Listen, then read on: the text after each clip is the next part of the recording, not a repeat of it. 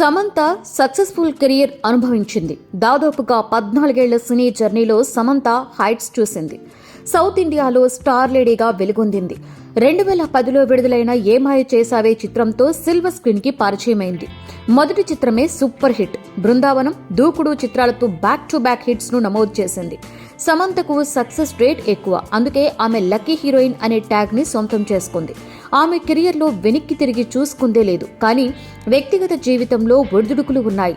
Hero నాగచైతన్యను Samantha ప్రేమ వివాహం చేసుకుంది. 2017లో గోవా వేదికగా హిందూ క్రిస్టియన్ సాంప్రదాయాలలో సమంత నాగచైతన్యుల వివాహం జరిగింది. 4 ఏళ్లు సమంత వైవాహిక జీవితం సవ్యంగానే సాగింది. 2021లో మనస్పర్ధలతో విడిపోయారు. విడాకులకు కారణాలు ఇవే అంటూ పలు రూమర్స్ తెరపైకి వచ్చాయి. ముఖ్యంగా సమంత విమర్శలను ఎదుర్కొంది. ఆమె టార్గెట్ అయ్యారు. ప్రస్తుతం సమంత సింగిల్, పూర్తిగా కెరీర్ మీద దృష్టి పెట్టి ముందుకు సాగుతోంది. కాగా గతంలో సమంత తన బ్రేకప్ లవ్ స్టోరీ మీద ఓపెన్ అయ్యారు. సమంత మాట్లాడుతూ, ప్రేమలో నేను కూడా మోసపోయాను, అందుకే త్రుటిలో తప్పించుకున్నాను. లేదంటే నా జీవితం కూడా సావిత్రిలా అయ్యేది.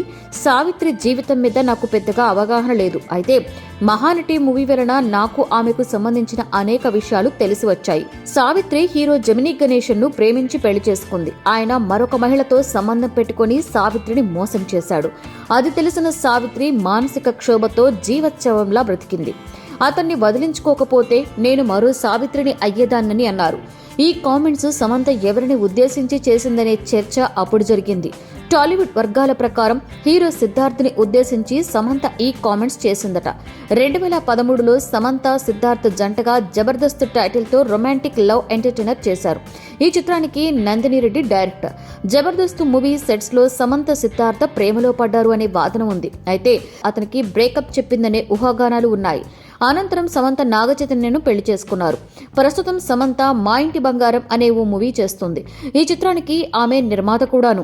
హనీ బన్నీ టైటిల్ తో ఒక వెబ్ సిరీస్ కూడా చేసింది. ప్రస్తుతం పోస్ట్ ప్రొడక్షన్ జరుపుకుంటోంది.